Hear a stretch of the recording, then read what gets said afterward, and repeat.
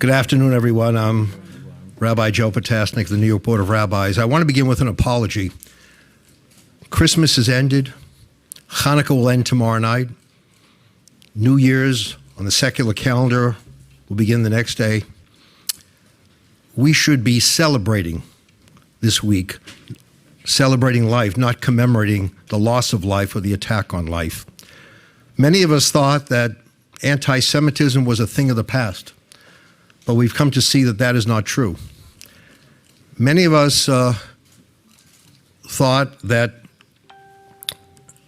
sacred space meant safe space, but we've come to see that is not true.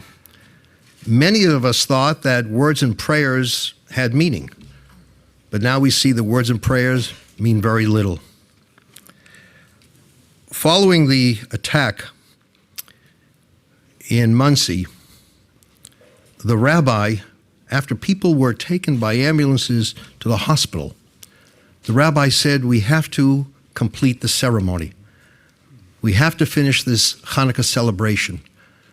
He was reminding us that, yes, there are those in this world who want to extinguish light and life, but we're not going to allow them to do it. Mayor, here in Brooklyn, we have many bridges, and we travel in different bridges, going our separate ways. But Mayor, you have also shown us that there is a bridge that must be built where all of us learn to travel together. It's time. We stood together, we walked together, and we traveled together as many faiths but one family. The psalmist said, love God, hate evil. All of us here love God in our own respective way, and we also hate evil. It's time, with our love, to fight that evil together.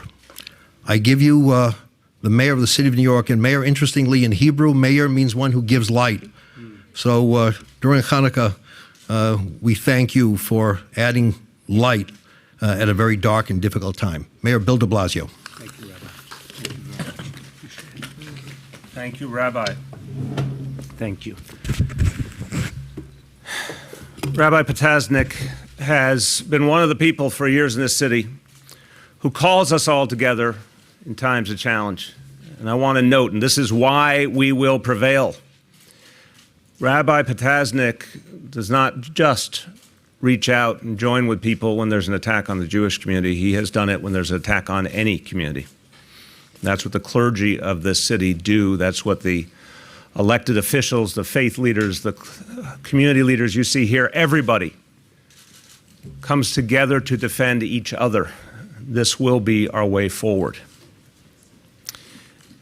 We are gathered because of a tragedy, and it is a horrifying tragedy. But that should not take away our heart. I thought what Rabbi said was so crucial, that even after the attack last night, the horrific attack in Monsey, the rabbi insisted that the ceremony go forward to remind us of something greater. We are all gathered here. Look around. People here represent all of Brooklyn, all of New York City. We are gathered in common cause to overcome this hatred. And I don't want people to forget that we have confronted hatred before in this city. We've confronted division. It has broken out in violence. And yet, working together, we have snuffed out that hatred. We have forced it back. We as New Yorkers have the ability to stop the hatred. We have the ability to stop the violence. We have done it before, and we will do it again. People gathered here represent what's right about this city and are here for each other and are here in solidarity with our Jewish brothers and sisters who are hurting right now. I want to thank everyone who is here.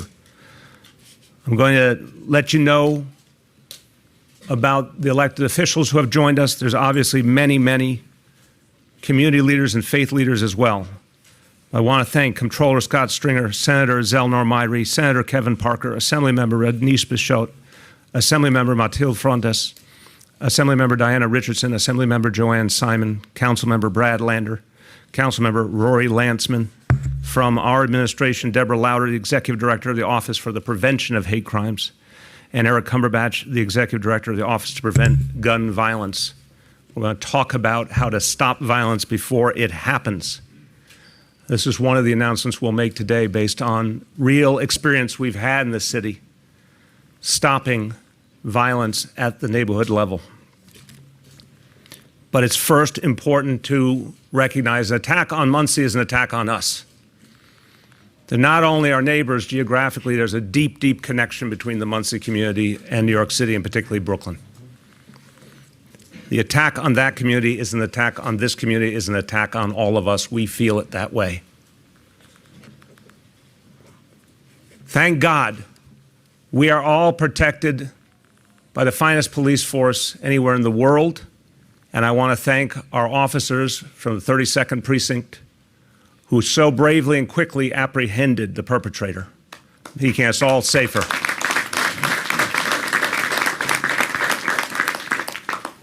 But even with the best police force in the world, so many people are feeling fear right now.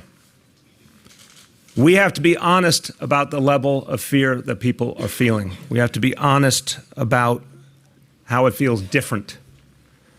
I've talked to people in my own life, friends I've known a long time, who are hesitating, who are worrying that if they put on a symbol of their Jewish faith, they might be targeted. That is not acceptable in New York City or anywhere in this country, anywhere in this world, that someone would have to fear expressing who they are. We cannot let that be the new normal. We will not let that be the new normal in this city. We are going to take steps today building upon the extraordinary efforts of so many of these leaders at the neighborhood level and the efforts the NYPD has been building over months and months. We will add to those efforts today, but I want to thank the NYPD for its continued intense presence in the community in these last weeks. I want to thank the NYPD for always reinforcing and supporting any community that comes under attack. If the Jewish community is attacked here or elsewhere in the world, the NYPD is there, and the same for the Muslim community or the LGBT community or any community. I want to thank the NYPD as well, and Deputy Commissioner John Miller is here, for creating a specific unit to combat ethnically and racially motivated extremism. This is something that may not have seemed necessary a few years ago, but it sure is necessary now. And the NYPD has shown its extraordinary ability to gather intelligence and come up with strategies to stop violence before it happens. That's what's protected us against international terrorism. It will protect us against domestic threats as well. But there's more to do. The spirit we bring today is one of resolve and relentlessness. We will keep adding as many measures as it takes to end this crisis. Today, I announce additional NYPD presence. On Friday, I told you we were reinforcing 3 neighborhoods, Williamsburg, Crown Heights, and Borough Park here in Brooklyn. We will add additional officers on top of that, which we already plan to do Friday, so that people in the community will see our officers present in front of houses of worship and out on the streets. We have to give people a sense of security, and we have to show that this horrible trend we've seen over the last weeks will be stopped dead in its tracks. There will be additional light towers at key locations in communities. There are already 15 up, 6 more are coming, and we will add as needed to give people the sense of safety and security they deserve. We will be adding more security cameras in these communities as a preventative measure and to help us know, God forbid there ever is an incident, how to catch the perpetrators. It is crucial to say that these actions will have a powerful impact, but as we know from all our efforts over the years in the fight against terror and the fight against crime, the NYPD cannot do it alone. Requires the active assistance of all New Yorkers. So that phrase, if you see something, say something, really matters now. If you hear someone saying something threatening towards the Jewish community or any community, you hear someone contemplating an act of violence, or you see them acting in a manner that suggests that violence is imminent, the NYPD needs to know right away. Do not hesitate. Call 911. Second announcement today is the creation of neighborhood safety coalitions. This takes the model that has been created for the Cure Violence movement, supported by the City of New York, building grassroots leadership to literally intervene and stop violence before it happens. The story of these last years of the Cure Violence movement has been extraordinary. Neighborhood people prepared and trained to see the signs of violence coming and to stop them before it happens. In this case, we will add an additional feature. It won't just be people of one background in one neighborhood, it will be people of multiple backgrounds working together. The story of Crown Heights bears remembering right now. Community once so horribly torn asunder. And yet, and some of the people here in this room are heroes of this history, people from the African American community, people from the Jewish community came together. Constant dialogue, constant effort to reach residents of the community, particularly our young people, and it took painstaking work. But the division that was felt 25, 30 years ago has been changed into a community where people work together. There's more to do, obviously. There's more to do, particularly to reach our young people. But we know through the evidence of years and years of progress in Crown Heights, and we know from the Cure Violence initiatives all over the city, that a grassroots model works. So you'll see clergy and community leaders and activists of different communities out in the streets, working together, talking to young people, engaging, being present where there's a problem, showing that that presence is one of mutual respect, and that there is one form of intolerance that we all agree with, intolerance towards violence. And these community efforts, there'll be more than just a standard community patrol. Starting next month, you will see people of different communities working together at key corners on key streets, showing a united front and engaging anytime there is a threat of violence. You'll see these efforts in Williamsburg and Borough Park, and we will build upon the efforts that already exist in Crown Heights and expand them. The third point I want to make, we have to reach our young people more effectively. This is the crux of so much of what we're seeing right now. Young people who somehow have come to assume that bias is acceptable. We will not let that happen in New York City. Young people who don't even understand the meaning of their actions, don't understand that hatred only breeds more hatred, that hatred directed at one community will soon come back to hurt you and your own community. This is the lesson of history. We think back to the horrors of the 1930s and 1940s. We're reminded that when hatred takes a violent form, it then moves from one community to the next to the next. And so many can be lost as that horrible momentum builds. Our young people have to understand this history, but we have to teach it to them. We will be adding immediately in these communities in Brooklyn additional curriculum in our schools starting next month to focus on stopping hate, to focus on building mutual respect, to help young people understand what hate crimes really mean and the dangers they pose to all of us. I'll close with this before turning to Commissioner Shea and some of my colleagues. Hate crimes, the word doesn't even begin to capture the full reality.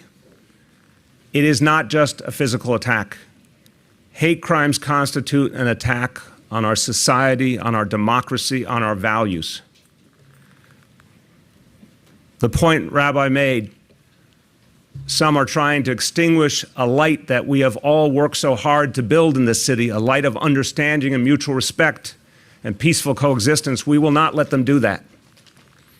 Any hate crime tries to take us backwards. We will not go backwards. We will never go back to the past that we suffered through. We have learned from those mistakes of the past how to do better. It's just for us to see clearly what's happening and act aggressively and act now.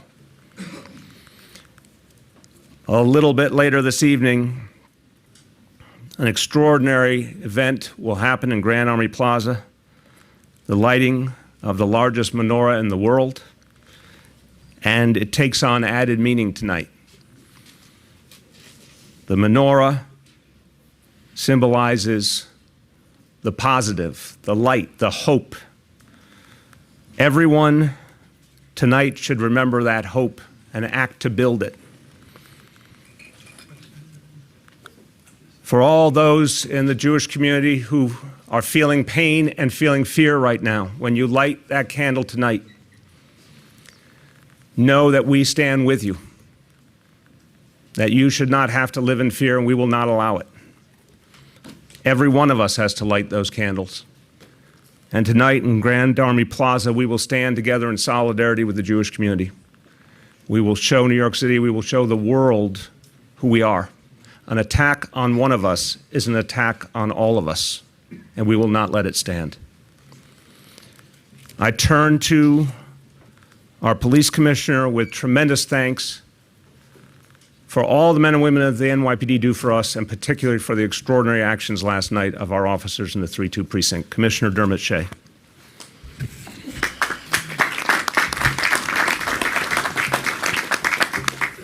Thank you, Mr. Mayor. First and foremost, good afternoon, everyone. I want to extend our thoughts and sympathy for the 5 victims in this case, family and friends, and to the greater Monsey community for this terrible act. I want to walk you through, from the NYPD perspective, what we experienced last night. John Miller was mentioned, who's in attendance. Also with me is Assistant Chief Martin Matarazzo, who heads our Counterterrorism Bureau, both of whom were out on the street last night as this event was unfolding and as it led to New York City. Almost immediately, just before 10 o'clock, we learned of this incident within minutes of it. We had NYPD resources on the ground in Monsey, again, within minutes of the incident taking place. Instant dialogue was occurring between myself, Chief Terry Monahan, the Chief of Department, John Miller, Tom Galati, Martin Matarazzo, and many others, not yet knowing how it was going to touch New York City as it did. About an hour after the incident took place, as it was reported earlier today, based on a license plate that fled the scene, a license plate hit was recorded that the car entered New York City. Shortly thereafter, within probably 20 to 30 minutes, 2 young officers from the 32nd Precinct, not long after turning out for a night's tour of duty in Harlem, encountered that vehicle. Officer Razawan, Officer Madera, both of the 32nd Precinct. I would like to say personally to them, as a New Yorker, thank you.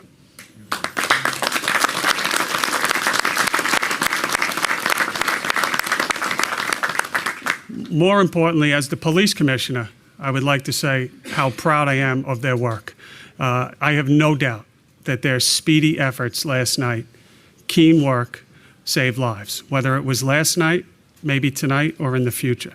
So they are to be publicly commended for their efforts, taking a very dangerous individual into custody without firing a shot, without any struggle. So excellent, excellent work.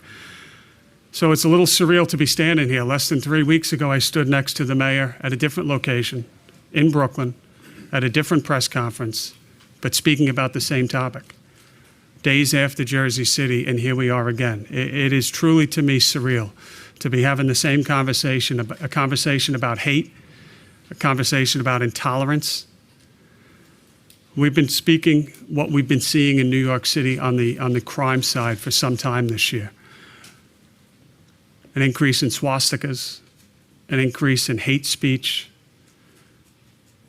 escalation into shoving, some assaults, a 21% increase in anti-Semitic hate crimes in New York City. And now here we are today. This didn't occur in New York City, but it certainly touched New York City. And it shows how the world is, whether it's Jersey City, whether it's California, whether it's Pittsburgh, as I said a couple weeks ago, this affects us all. I can tell you that beginning in Jersey City, We have had increased deployment at all houses of worship throughout New York City, specifically in areas of Jewish faith. That has been maintained the last several weeks, and it will, as the mayor said, intensify going forward. We can get into specifics in the off-topic afterwards.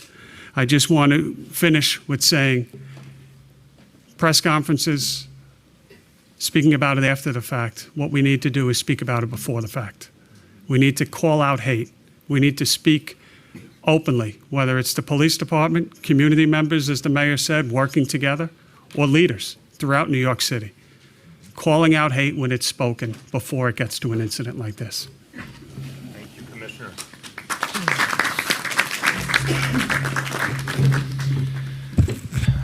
Our Attorney General is here, and obviously a leader in law enforcement, but she, for years, represented the Crown Heights community and understands the extraordinary work that's been done to bring people together previously. She was one of the leaders of that effort and can testify that we have it in us to do better and to overcome this hatred. Attorney General Tish James. Thank you so much.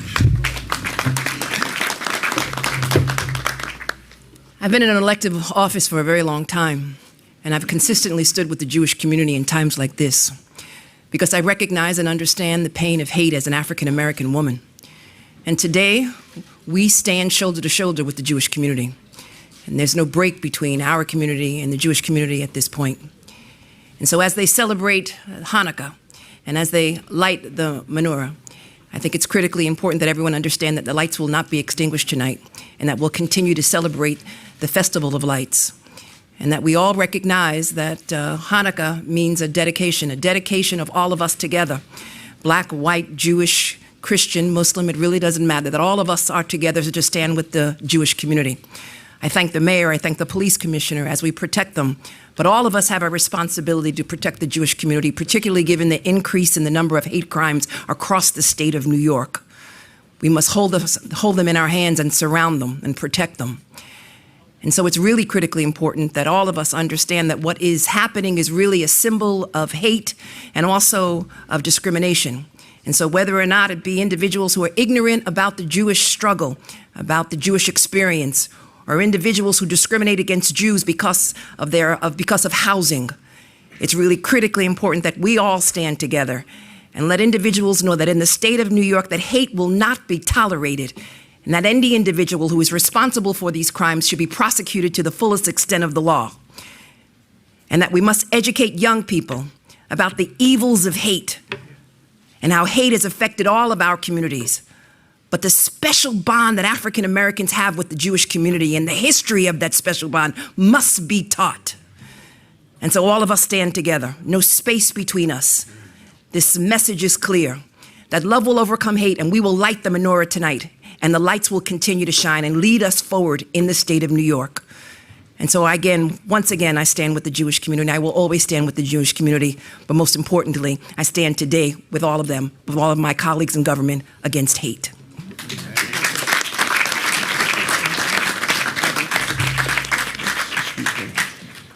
Want to bring up some more of our elected officials? Struggling there, okay. Each of whom can speak from the heart about what we're confronting, and each of whom is contributing to this effort to overcome this crisis. First, Comptroller Scott Stringer. Thank you. Mr. Mayor, thank you for bringing us all together, and the police commissioner and all the elected officials and community leaders.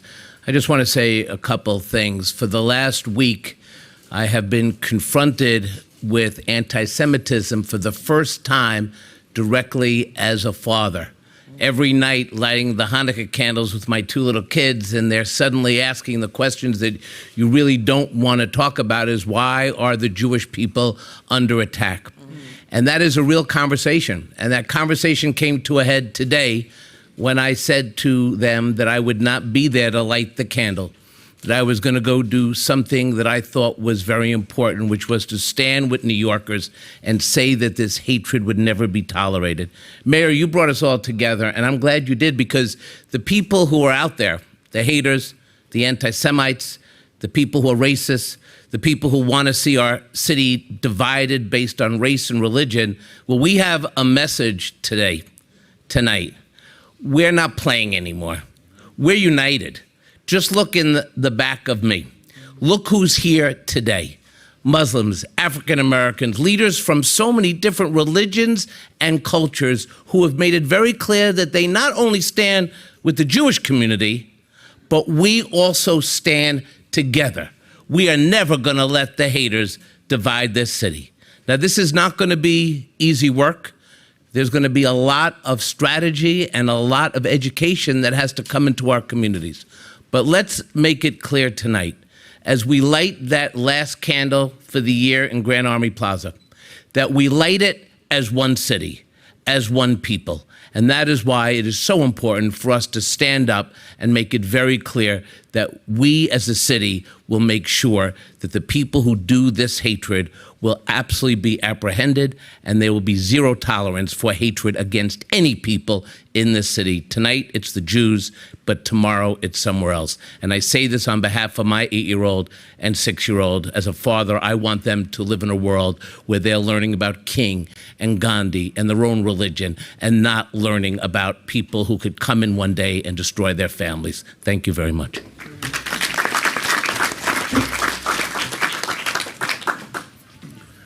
As I bring up District Attorney Eric Gonzalez, I want to say on behalf of the police commissioner and myself, profound thanks. We know that one of the ways to stop hate is to show that there are real consequences, that there will be arrests, prosecutions, and real penalties. We can only do that with the help of a colleague in the District Attorney's office who is devoted to that same cause. And I know you are, and I want to thank you and your whole team for making very clear to the world that anyone who acts out of hatred and creates violence in our communities will pay the price for it. District Attorney of Brooklyn, Eric Gonzalez. Thank you, Mayor. Well, I want to thank the mayor for bringing us together, and Rabbi Potasnik. First of all, I have to say that I am horrified and heartbroken about what I experienced and what I witnessed yesterday in Monsey, and what I've been experiencing as the district attorney of Brooklyn, the increasingly dangerous way that our community is handling our hate crimes. And it's real. As the district attorney, I'm out in the community often, speaking with many friends and neighbors, and the sense, as the mayor said, it's real. The perception of the lack of safety for the Jewish community is real. And as the district attorney, it's my obligation to do everything in my power to make sure that I work with our fine police department in keeping everyone safe, but that we need to sit together and figure out how we are going to fight these hate crimes. And, you know, by the time my office sees them, there's already been victims. And we have to do, as the mayor has suggested, much more on the front end to prevent these from happening. But I want all of you to know that the police department in our city has done a tremendous job in tracking down these people and finding them, and my office will do its job. We will enforce the law. We will treat these cases very seriously. And I know that there's been a lot of confusion with a lot of the new changes in our criminal justice laws, that people are being released without bail. That does not speak to our resolve or our fortitude to handle those cases. The changes in the law have happened. We will respect the law and we will march forward, but we will also hold these people accountable. My office has been tracking these cases very carefully. Earlier this year, I created a hate crimes unit in order to start to deal with these cases by putting very seasoned and experienced prosecutors on these cases. And I want to assure all my neighbors and all my friends that this district attorney will do everything in his power to make sure that our streets are safe for all New Yorkers, but especially for our Jewish community in this time of need. I want to wish everyone a happy Hanukkah, and understand that as we light those Hanukkah candles, that the light that we're sending, that we're shining down on this city, is that we will stand together as a community, that together we will get past this issue. We will stomp out hate in this thing. There's no place for hate in Brooklyn or in our city, and this getting together today is an example of our resolve. Thank you, Mayor. Thank you. as I turn to Congressmember Yvette Clarke, I remember many times we've talked about your youth growing up in Brooklyn and how you grew up with every kind of person. You represent one of the most diverse districts in America, with a thriving Jewish community, a thriving black community, many, many communities. But people in your district want to work together and live together, and you know it and you lead it every single day. Congressmember Yvette Clarke.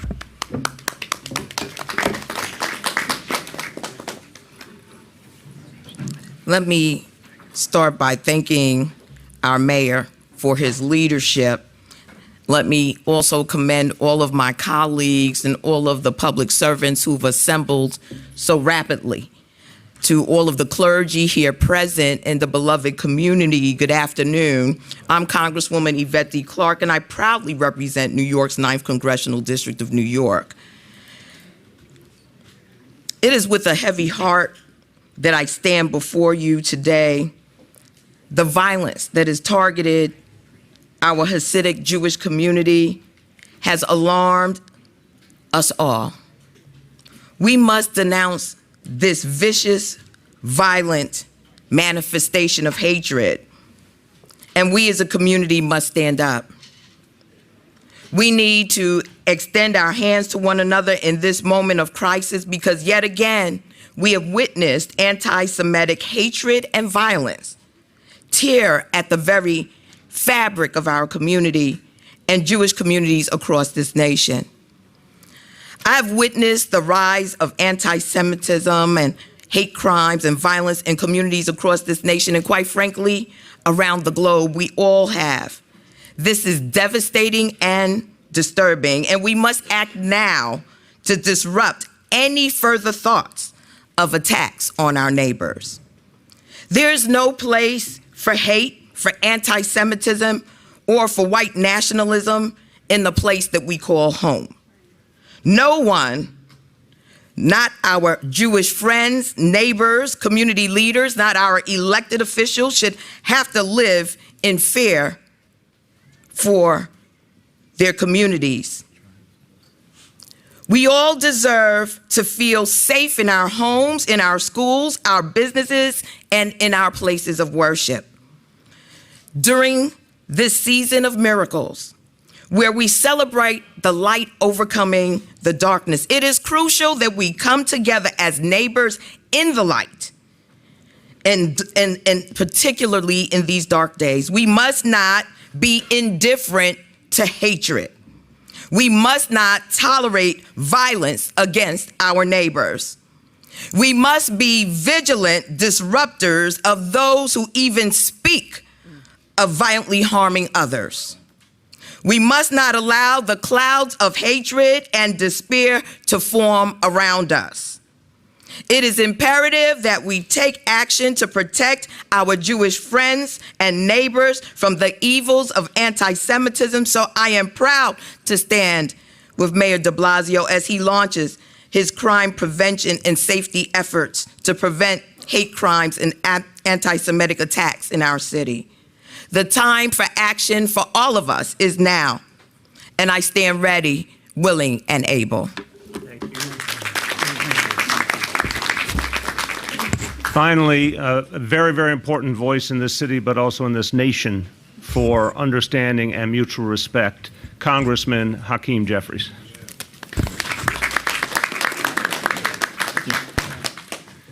Let me first just thank Mayor de Blasio for his tremendous leadership, for his moral leadership, for his public policy leadership during these very difficult times. I want to thank our police commissioner, the men and women of the NYPD, of course, all of my colleagues in government and community leaders who have assembled here today.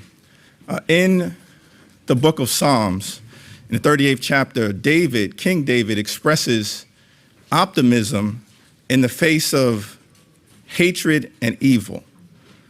And he expresses that optimism because he says, "For the Lord loves justice and will not abandon his faithful ones." And so we stand here today disappointed and disgusted, but hopeful in our resolve because of the solidarity that you see standing here today. I have the honor of representing the 8th Congressional District, one of the most diverse districts in the nation. In fact, I have the 9th most African American district in the country and the 16th most Jewish. So down in Washington, I've had some colleagues who have said, Hakeem, is that complicated? I said, no, it's the best of both worlds. That's right. We've stood with each other during good times, and we're standing with each other today during these very difficult times. We stand with each other as whites and blacks, Latinos and Asians. We stand with each other as Jews and Christians, as Muslims and Hindus, as believers or non-believers. We stand here today as gay and straight, as citizens, perhaps some dreamers. We stand here today as elected officials at every single level of government, city, state, and federal. We stand here today, most importantly, as brothers and sisters in solidarity with the Jewish community. We will defeat anti-Semitism. We will defeat hatred. We will defeat intolerance, for the Lord loves justice and will not abandon his faithful ones. On that, we should say amen. Amen. Amen. Amen. Thank you, Congressman. We're going to take questions from the media on the attack in Monsey, the NYPD response to it, and the measures that we are taking to address this situation now and going forward. Yes. Bill de Blasio, if I can ask Commissioner Shea, what can you tell us about why the suspect may have fled to Harlem and anything he may have said to the officers there that would shed light on this attack? So as I mentioned before, when you look at the time, it took roughly an hour before he crossed, the vehicle crossed over the George Washington Bridge. Again, I mean, I glanced over some of the details here, but in immediate conversations with people on the ground, again, John Miller, Tom Galati, Martine, Terry Monahan, myself, and many others, coming up with a really coherent and executable plan, and it was really executed flawlessly. Martine was out there running around last night in terms of getting the plate, in terms of using the plate readers, in terms of broadcasting that plate through our Lower Manhattan Security Initiative. Phenomenal work through the Counterterrorism Bureau, the Intelligence Bureau, and ultimately led to those sharp-eyed police officers stopping the car.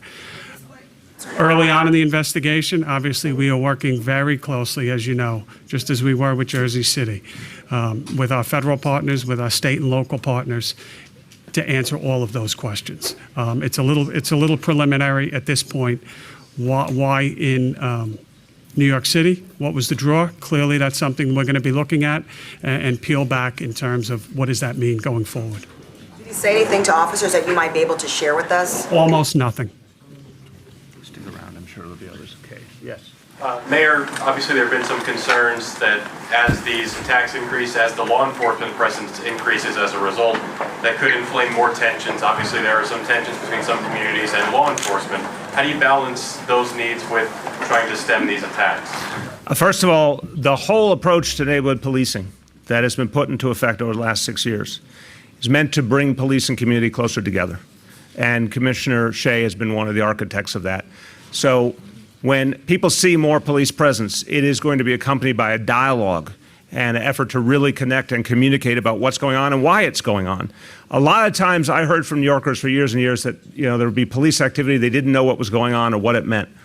We now put a real value on our officers getting out there and explaining to people what they're doing, why it matters to the community, hearing back from the community what they need and what they have to say, because a lot of times what we're finding with neighborhood policing is community members will offer our officers information so they can stop crimes. But I also think we have to recognize the nature of this crisis. This is systematic in the sense that we have seen attack after attack after attack. It's not organized. It's not coming from a single source. As we said earlier, there's no specific and credible threat against New York City, but it has been consistent. And therefore, we have to take extraordinary measures. People cannot live in fear. Yes.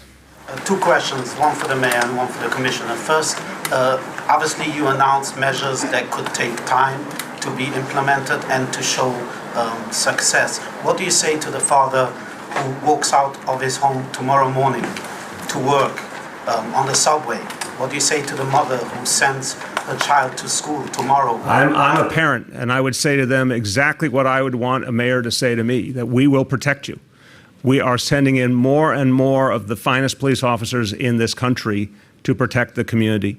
We're taking additional measures, not in the far future, but next month, immediately, to show the kind of presence at the grassroots from community leaders that's going to make a difference, and has before. Another thing I would say to that mother and father is, we have seen in the past, when tensions led to violence, how the community of Crown Heights came together to overcome it, so people could live in peace. This situation, thank God, is much less troubling than what we saw then. This situation can be stopped and will be stopped. It begins with that consistent police presence. It begins with the light towers that have been put in. You will see more light towers, you will see cameras, you will see more police, you will see community patrols. We will keep adding until we resolve this issue. Tomorrow. Again, the additional police presence is happening immediately. We made an announcement Friday that was acted on immediately. The announcement we're making now will be acted on immediately. Commissioner, obviously there's been a string of anti-Semitic attacks. NYPD is investigating. Can you share what the NYPD has found as what the motives are? Well, it's what I said before. It's a combination of hate. It's a combination of intolerance, ignorance. Your last question, I thank you for the question, but let me tell you, it makes me mad as hell just that you asked that question. That we have people living in this city in 2019, think about it, that have to worry about their kids going to school, what they're wearing, or going to a movie, that they're going to be targeted because of how they look, or they're afraid to worship, whatever their religion is. It makes me angry and mad as hell, and it's going to take all New Yorkers, not just the NYPD. It's going to take everyone up here, and that's why we're standing in unity up here, to combat this. I don't believe that that individual yesterday woke up and said, I'm going to do this. I think there's warning signs. And I think that truly people need to stand up. It may be uncomfortable at times, but call out hate when you see hate. Call out when people are, whether it's on social media, whether it's standing on a street corner, professing hate. Call it out. Let us know. We will be there, as we have been, to protect the Jewish community. We're going to do more than ever at this time, because this is a crisis. Yeah. Commissioner, what can you tell us about Grafton Thomas and how he came to end up at the rabbi's house last night? I'm gonna defer most of that to the Monsey police and the Rockland County investigation that's underway. But I'll tell you, it's very early on, and we will leave, working with our law enforcement partners, literally, no stone unturned, to determine, was there anyone else involved in this? And the answer to that question before you ask is, we have nothing to indicate at this time that there were other people, but that will be part of a very lengthy, very methodical and thorough investigation. Was he on your radar before? I'm not going to say anything else. Anyone over here? Yes. Yeah, two questions. Do you think that the New York National Guard needs to be deployed to protect the Jewish community? I think the NYPD is the most effective police force in the country, and we are using the principles that have gotten us to this point, the safest big city in America, precision policing, neighborhood policing, CompStat, all of these tools that for a quarter century have proven themselves to work. We're applying them in this crisis so that we will literally move as many officers into place as we need to, and all the other measures we're talking about, to the point that this crisis ends. The NYPD has proven its ability to do it. We always welcome support, but we should not for a moment miss the fact that the NYPD is who keeps this city safe.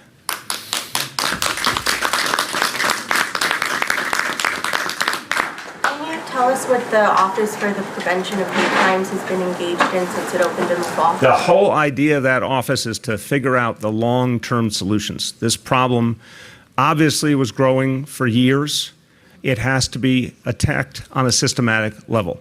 The office was started with the mission of going out to communities to ask community members, community leaders, experts in stopping hate, clergy, what they think are the building blocks to change. And we know then those strategies will take time. There's a big difference between what we're announcing here, which are all immediate measures, versus the painstaking work that has to be done to try and reverse this trend for the long term.